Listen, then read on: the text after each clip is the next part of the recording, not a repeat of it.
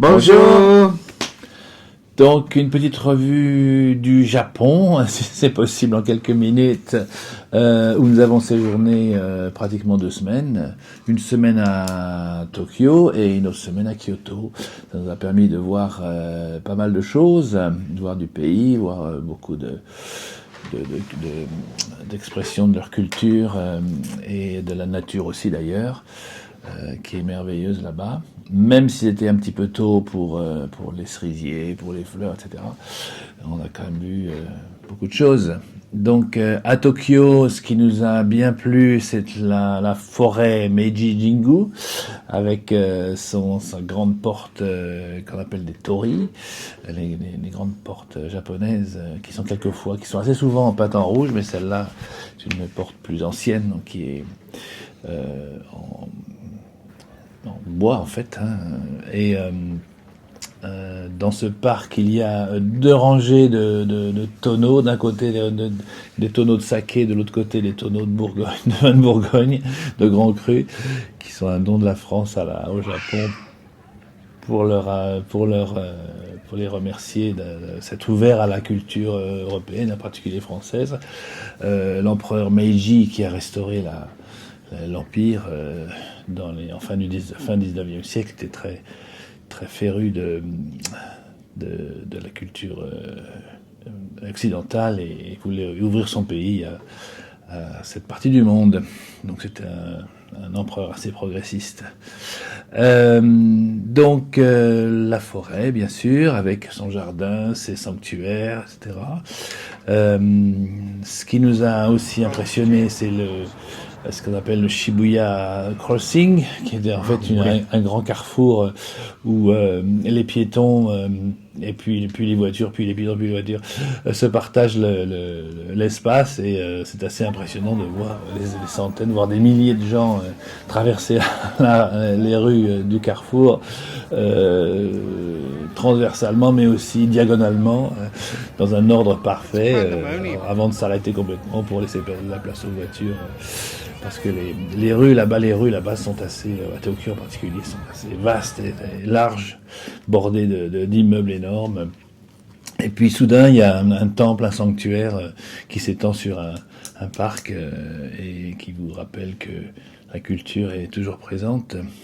Les gens sont très respectueux, quelquefois semble un petit peu trop formel pour nos habitudes d'occidentaux, et donc quelquefois ça limite un petit peu les rapports s'il y a une certaine froideur dans le respect mutuel, mais ça change, quoi. Le Japon est aussi extrêmement propre. Les rues, il n'y a pas un papier qui traîne, et il n'y a pas de graffiti, il n'y a rien qui pourrait choquer la vue, et tout le monde se conforme à cette discipline. C'est assez intéressant. À Tokyo aussi, il y a 2 grandes tours, une qui ressemble à la tour Eiffel, qui est rouge, et la plus récente, la Sky Tree, l'arbre du ciel, qui culmine à, je crois, à peu près 600 mètres, mais dont la plateforme d'observation la plus haute est à 450 mètres. C'est quand même 1,5 fois la tour Eiffel. Et ça fait que c'est quand même impressionnant quand on est là-haut. On prend un ascenseur rapide et on monte là-haut, et on a un panorama incroyable. Après Tokyo, on est parti à Kyoto, où là aussi, en fait c'est l'ancienne capitale du Japon, donc c'est encore plus traditionnel.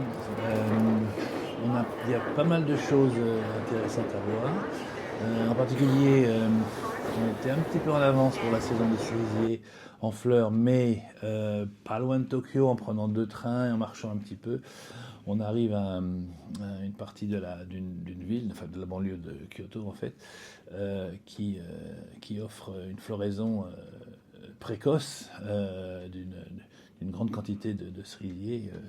Il y en a environ 200, et qui ont tous des formes différentes, et qui sont à ce moment-là, qui étaient en fleurs. Donc on a pu prendre quelques photos de ça, vous verrez. Et puis Il y a aussi une forêt de bambou qui s'appelle le Sagano, fait partie du patrimoine japonais. Autour de Kyoto, c'est assez il y a un paysage de collines, donc on monte et on descend assez souvent. Mais cette forêt a été plantée il y a plus d'un siècle, et donc les bambous culminent à entre 20 et 30 mètres quelquefois, et la lumière du soleil à certaines heures de la journée, plus le bruit du vent dans les feuillages, font partie de l'âme japonaise, en particulier dans ce sanctuaire. Il y a aussi une curiosité qui s'appelle les 10 000 torii. Encore, c'est ces portes japonaises qui sont là plus petites, mais qui sont en nombre par milliers, en fait, dans ce sanctuaire de Fushimi Inari, dédié à la... Inari, c'est la déesse du riz.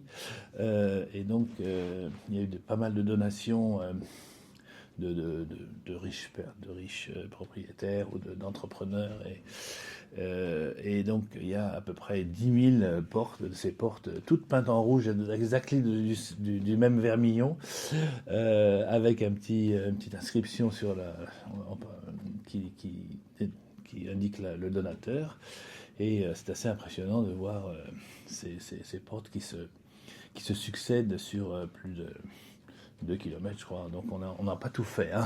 Mais les 2 premières sections, parce que ça monte, ça descend, etc. Et à un moment, c'est tellement étroit qu'il y a un passage qui monte et un autre qui descend. Donc il y a ça fait comme des couloirs où c'est marrant à voir. Une fois à Kyoto, on a aussi voyagé on a pris le train, bien sûr. On a pris le Bullet Train, qui est un peu notre TGV à nous, avec sa forme si particulière, assez carrée en fait, et avec le long nez des locomotives, c'est marrant. Donc on est parti à Osaka, qui est une ville très moderne, hein. En particulier la Sky Tower, avec sa plateforme d'observation, encore une plateforme en hauteur, à laquelle on accède bien sûr par un ascenseur, mais les derniers étages on vous offre une vue à travers des escalators, en fait, qui sont apparemment les plus hauts du monde. Pas parce qu'ils sont les plus longs du monde, mais parce qu'ils sont placés à une telle hauteur que on voit un panorama incroyable. Donc, on est monté là-haut et on a de profiter de la vue. Osaka aussi est célèbre pour son shopping, ce quartier des boutiques, avec les anciennes, on pourrait dire du début du XXe siècle, milieu du XXe siècle, avec des enseignes marrantes, avec un énorme crabe en particulier qui bouge. Ce fameux, cette fameuse affiche de l'entreprise Gilco, je sais pas ce qu'elle fait, je crois que c'est des magasins de sport, qui s'appelle le Running Man, qu'on voit depuis un pont au-dessus du canal, et tout le monde prend des photos en imitant la pose du coureur. Aussi à Osaka, on a mangé des choses qui s'appellent okonomiyaki, qui est une espèce d'omelette à base d'omelette crêpe, on pourrait dire, à base de choux sautés, d'œufs, de farine, et sur laquelle on rajoute tout un tas de garnitures, et donc on a goûté ça chez une japonaise qui est un petit peu fêlée, mais qui est très marrante, et son restaurant est assez dingue, quoi, avec tout un tas d'inscriptions, etc. Et ça s'appelle chez Okao. Et si vous passez par Osaka, c'est une étape intéressante de voir.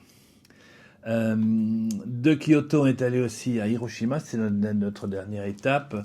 Alors bien sûr, Hiroshima, on pense à la bombe atomique, mais aussi d'Hiroshima, on peut prendre le ferry pour visiter une ville qui s'appelle Miyajima, qui est inscrite au patrimoine de l'UNESCO, qu'elle est très belle, très bien préservée.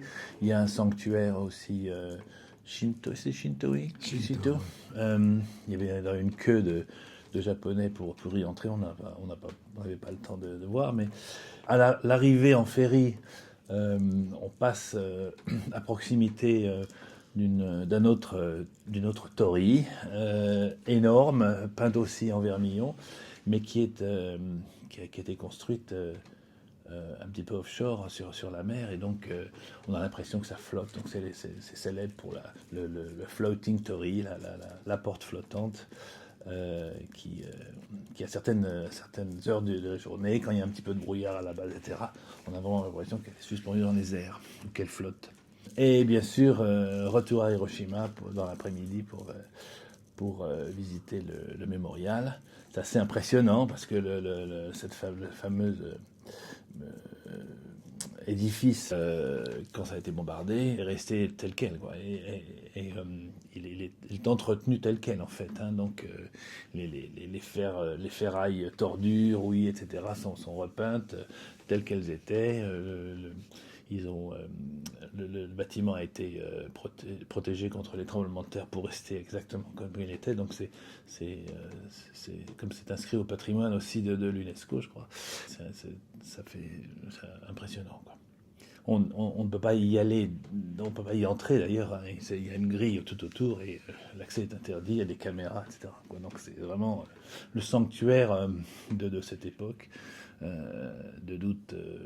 ce jour d'août 1945 où la bombe a éclaté 600 mètres au-dessus et a tué instantanément tous les occupants de l'immeuble. Jim aussi a rencontré un survivant, en fait, de l'époque. Au moment de l'explosion, sa mère, en fait, était enceinte de lui-même. Et donc, ça lui fait 80 years old, this man. Yeah. Et depuis apparemment qu'il est à la retraite, depuis 20 ans, il vient absolument tous les jours au mémorial et on peut lui poser des questions, on peut lui parler. Donc, c'est émouvant. Et voilà, et on est rentré à Tokyo, on a passé 2 nuits dans une ville près de l'aéroport, à Narita, qui nous a assez plu parce qu'il y a un grand temple avec un grand jardin énorme, et on a eu une visite par une japonaise très marrante qui nous expliquait les choses. Donc ça peut valoir le coup pour une journée si. Donc, Japon, pour moi. Oui. Là, j'ai pas trop parlé de la nourriture. On n'a pas mangé de sushi, en fait. Mais le reste, bien sûr, les bouillons, les nouilles, les ramen, c'est quand même très bon et toujours très bien présenté. Et ça nous a assez plu. Donc, je dirais la note pour le Japon, 9 sur 10. And you? Pour 8,5. 8,5. Bon. C'est pas trop mal. À plus tard. Au revoir. Au revoir.